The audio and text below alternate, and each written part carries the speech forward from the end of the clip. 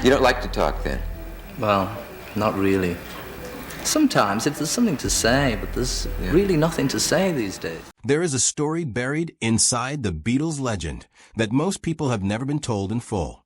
It is not the story of Lennon versus McCartney, that well-worn rivalry that documentaries and biographies have chewed over for decades. It is something quieter, and in many ways, far more painful.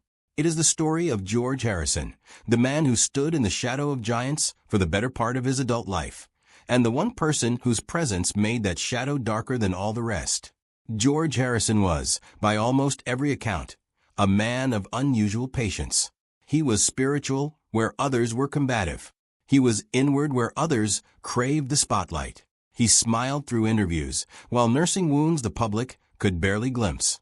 But beneath that composed exterior lived a man who felt, for years, like a guest in his own band. And while the world assumed his frustrations were spread equally among his bandmates, the truth is more specific than that. There was one person, one relationship, that gnawed at Harrison more deeply than any other.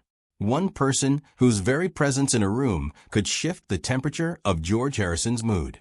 And when you understand why, the entire story of the Beatles changes shape.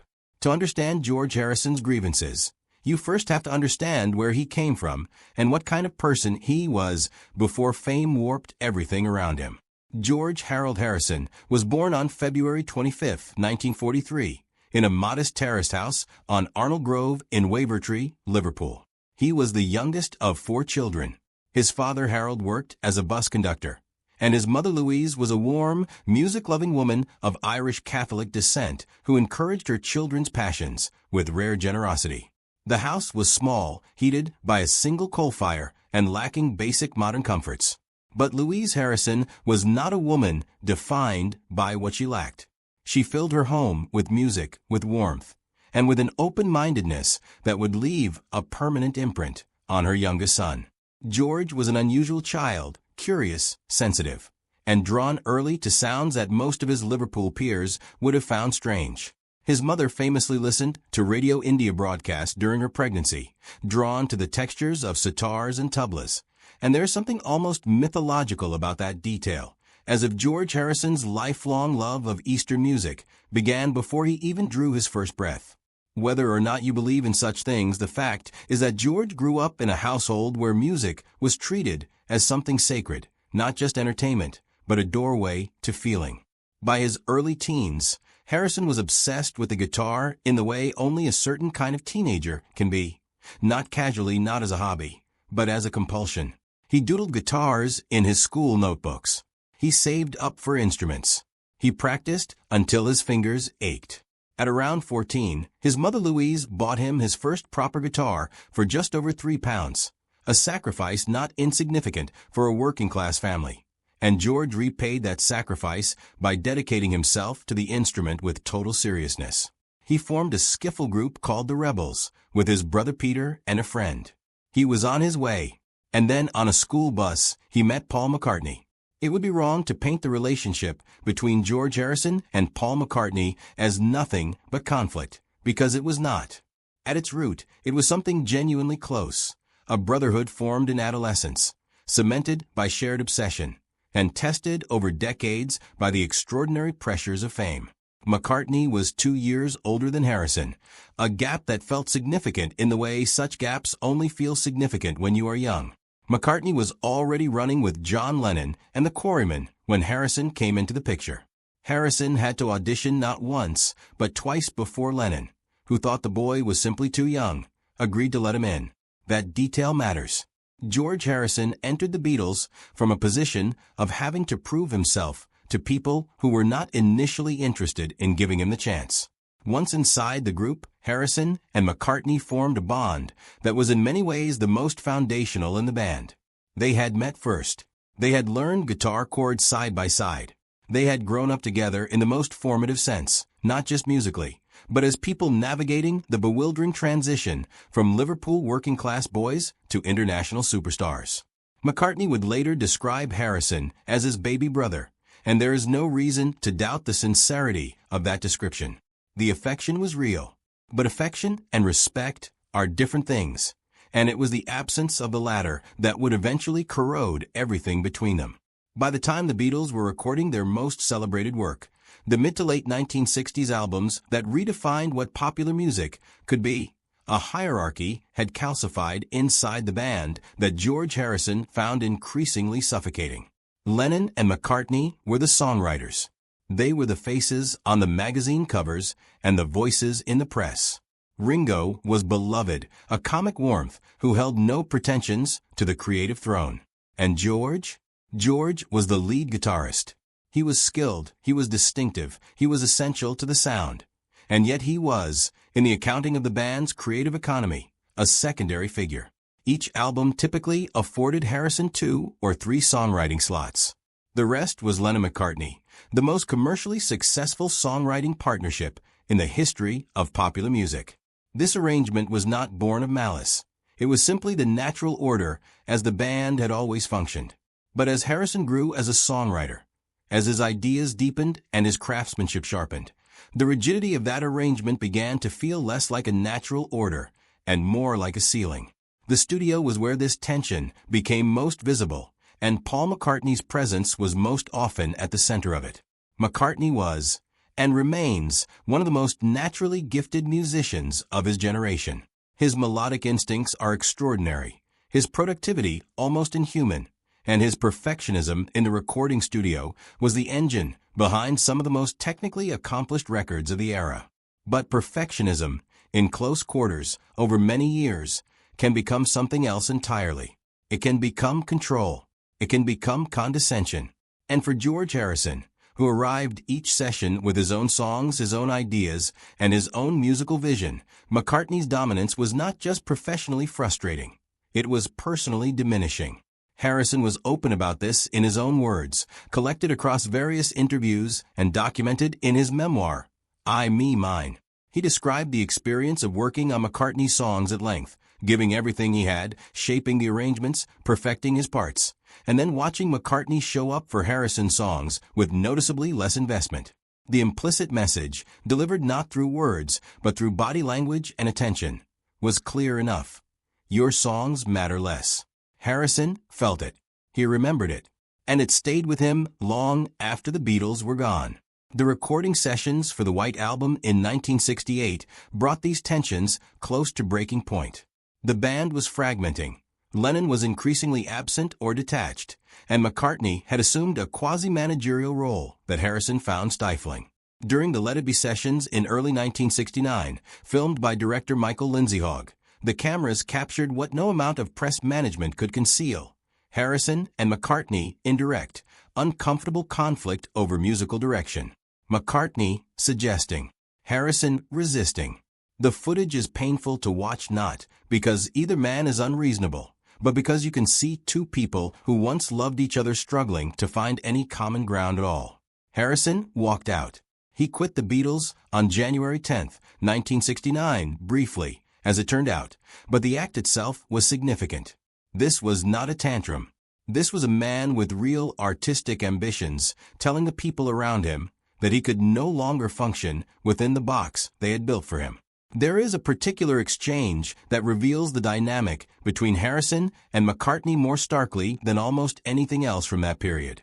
During the Let It Be sessions, captured on tape and later made available to the public, McCartney can be heard offering suggestions on how Harrison should play a particular passage. Harrison pushes back. McCartney doubles down. The specifics of the musical disagreement are less important than the underlying power dynamic. McCartney speaks as someone who assumes authority, and Harrison responds as someone who has grown exhausted by yielding to it. In a 1974 interview, Harrison spoke about this dynamic with unusually direct candor. He said that he would rather have played with other musicians, citing bassist Willie Weeks as a preference over McCartney, not out of personal hostility, but because McCartney's presence in a musical setting was, in Harrison's experience, overpowering. He was careful to acknowledge McCartney's talent. He praised him as a fine bass player. But the subtext was unmistakable. Working with McCartney meant operating in a space where McCartney's creative instincts would always crowd out your own. That same year, Harrison made a statement to a BBC radio interviewer that struck many listeners as extraordinarily revealing. He said that McCartney had, in his view, ruined him as a guitar player. The comment was not elaborated upon at great length, and Harrison was not a man who indulged in extended grievances in public. But the weight behind those words, the idea that the very environment McCartney created had constrained rather than expanded Harrison's abilities, speaks to something deeper than ordinary professional frustration. It speaks to a man who felt that his artistic identity had been stunted by someone who was supposed to be his creative partner. McCartney, to his credit, eventually acknowledged the imbalance. In a 2020 interview, he admitted openly that it had been easy to underestimate Harrison because Lennon and McCartney had always dominated the songwriting, and Harrison had come to it later and with less institutional support. He acknowledged that Harrison had bloomed as a writer and produced some of the greatest songs ever written. These were generous words. They were also 2 decades too late to repair the damage done during the years when Harrison was actually in the band, fighting for a seat at a table that McCartney and Lennon had claimed for themselves long before George was ready to challenge for it. Here is where the story becomes genuinely complicated, and where honest analysis requires a willingness to sit with contradiction. For much of the Beatles' history, the public narrative placed Lennon and Harrison as natural allies, the 2 more serious Beatles, the ones who pushed back against commercial pressure, the ones drawn to Eastern philosophy and artistic experimentation. There is truth in this. Harrison admired Lennon's intelligence and his willingness to puncture pretension. The 2 men shared a sardonic humor and a mutual wariness of the celebrity machine that had swallowed them both. But admiration is not the same as comfort, and the relationship between Harrison and Lennon had its own particular cruelties. Lennon could be, and was, by many accounts, one of the most cutting personalities in any room he occupied. His wit was legendary, but it was not always kind. He used humor as a weapon, and the people closest to him were not immune. Harrison, who was 5 years younger than Lennon, had entered the band as something of a junior figure, and Lennon never entirely relinquished the dynamic of seniority that age gap had established. As Harrison deepened his engagement with Indian music and Hindu spirituality during the mid to late 1960s, Lennon's response was complicated. He participated in some of the same spiritual explorations. The trip to India to study transcendental meditation with Maharishi Mahesh Yogi in 1968 is well documented. But he also retained a cynic's distance that Harrison did not. Lennon could believe and disbelieve simultaneously, a quality he wore as intellectual sophistication. Harrison's spirituality was, by contrast, sincere and total. He was not a dabbler. And Lennon's occasional mockery of the devotional quality of Harrison's faith, his tendency to treat it as one of George's more endearing eccentricities rather than a serious philosophical commitment, was something Harrison absorbed and did not forget. In I, Me, Mine, Harrison's memoir published in 1980, Lennon is conspicuously absent. A book about a man's life and the band that defined it, and almost no mention of the person many would consider the central figure of that band. That silence, as biographers and critics have noted, was not an oversight. It was a statement. George Harrison, a man who expressed himself with unusual care and precision, chose not to give John Lennon much space in the story of his own life. That tells you something about how he felt about the territory that Lennon occupied in his inner world. After the Beatles dissolved in 1970, George Harrison did something remarkable. He proved, definitively and without ambiguity, that the limitations placed on him within the band had never been a reflection of his talent, only of the space he had been given. His triple album All Things Must Pass, released in 1970, was a creative explosion. The songs he had been stockpiling for years, the ideas that had been turned away or deprioritized in Beatles sessions, poured out in an extraordinary flood. The album was the highest charting release by any solo Beatle that year. Critics and listeners who had thought of Harrison as the quiet one behind the 2 great songwriters suddenly understood what they had been missing. He had not been a secondary talent. He had been a suppressed one. The following year, he organized a concert for Bangladesh, one of the first major humanitarian benefit concerts in rock history, demonstrating a scope of vision and moral seriousness that went well beyond what any of his former bandmates were doing at the time. He formed the Traveling Wilburys with Bob Dylan, Tom Petty, Jeff Lynne, and Roy Orbison in the late 1980s, producing some of the most joyful and assured music of his later career. He built a full life on his own terms, in his extraordinary Friar Park estate. Surrounded by gardens, he tended with the same patient devotion he gave to his music and his faith. But the grievances from the Beatles' years did not evaporate entirely. They mellowed, as old wounds tend to do, into something more philosophical. Harrison's response in a 2001 online chat, when asked if McCartney annoyed him, was telling. Rather than answer directly, he quoted a Victorian proverb about looking past the faults of friends.